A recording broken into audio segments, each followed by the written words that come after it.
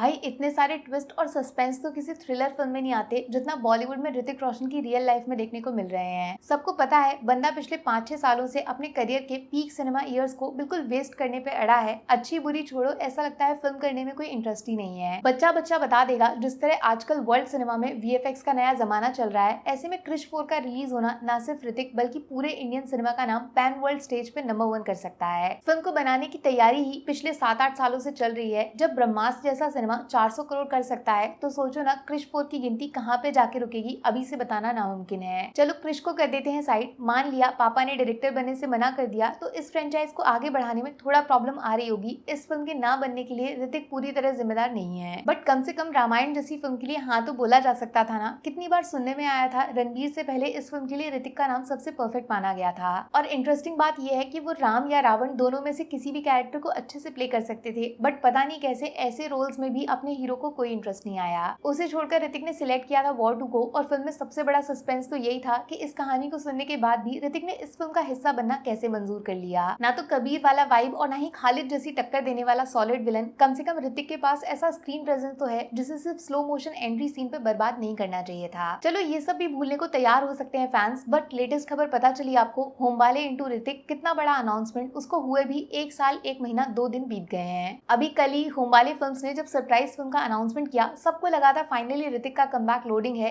1 साल में कम से कम एक छोटा सा एक्शन प्रोमो, इतना तो फैंस डिजर्व करते हैं ना। मजे की बात यह है इस अनटाइटल्ड फिल्म में सिर्फ एक्शन नहीं, कांतारा जैसा डिवोशन भी डाला जा रहा था, और शायद फिल्म को कांतारा के डायरेक्टर ऋषभ शेट्टी ही बनाने वाले थे। बट वो सब छोड़ के होमबाले ने सूर्या के साथ नई फिल्म को अनाउंस कर दिया। और ज्यादा चौंकना मत, जब तक ऋतिक की अगली फिल्म का सिर्फ अनाउंसमेंट आए उतने में सूर्या होमबाले की फिल्म बनके रिलीज भी हो जाए। इसके बदले में हमें मिला क्या, सिर्फ अल्फा के ट्रेलर में 2 सेकंड और 2 आंखें। अल्फा जैसी फिल्म जिसको लीड कर रही हैं आलिया और शर्वरी, उसको कंधा देने के लिए ऋतिक का कैमियो शूट किया गया है। और उड़ती उड़ती खबर ये भी आई है, थलाइवा रजनीकांत की बिग बजट फिल्म जेलर 2 में भी ऋतिक का स्पेशल कैमियो होने वाला है, जिसके कुछ फेक एआई पिक्चर्स इंटरनेट पे वायरल हो रहे हैं। मतलब 2019 में वॉर के हिट होने के बाद पिछले 7 सालों में एक जबरदस्ती की रीमेक फिल्म, एक एवरेज बॉक्स ऑफिस परफॉर्मेंस, एक महावाहियात सिनेमा और 2 छोटे छोटे कैमियोज। इसके आगे क्या, नो आइडिया। जबकि कायदे से ऋतिक को करना चाहिए संदीप वांगा जैसे डायरेक्टर के साथ काम, और दावे से बोल सकती हूँ मैं वो रणबीर कपूर को कच्चा चबा जाएंगे। नहीं तो प्रशांत नील के साथ सलार जैसी धांसू एक्शन फिल्म कर लो यार। बता दो सबको ये ग्रीक ग्रीक क्या बोलते हो, मैं तो पूरी दुनिया का सबसे बड़ा मास गॉड हूँ। चलो कुछ और नहीं तो पापा के साथ वो डांस थ्रिलर फिल्म ही कर लो ना, जिसमें माइकल जैक्सन और ब्रॉक लेसनर 2 in 1 दर्शन हो जाएं। अगर इतना भी नहीं कर सकते तो सिंपल सिद्धार्थ आनंद या फिर एटली के साथ कोई एक्शन थ्रिलर ही बना दो यार। कब तक दूसरों की फिल्म चलाने पे अपने करियर के बेस्ट ईयर्स को वेस्ट करोगे। अरे सलमान खान जैसे जिद्दी एक्टर को भी फैंस की डिमांड के सामने झुकना पड़ा है, तभी तो भाईजान साउथ के डायरेक्टर और फैमिली मैन के मास्टरमाइंड के साथ सुपर हीरो सिनेमा बना रहे हैं। ऋतिक से पहले उनके फैंस को नींद से जागना पड़ेगा और अपने स्टार को याद दिलाना पड़ेगा वो पुराना जमाना जब एक डांस मूव पूरी इंडस्ट्री की पहचान था और खान कपूर कुमार से आगे नंबर 1 बनना इनका लक्ष्य था। चलो एक दिन के लिए आपको मौका मिले ऋतिक की कमबैक फिल्म डिसाइड करने का, तो सबसे पहले कौन सा सिनेमा चुनोगे और कौन से डायरेक्टर के हाथों में इनका करियर सबसे सेफ रहेगा?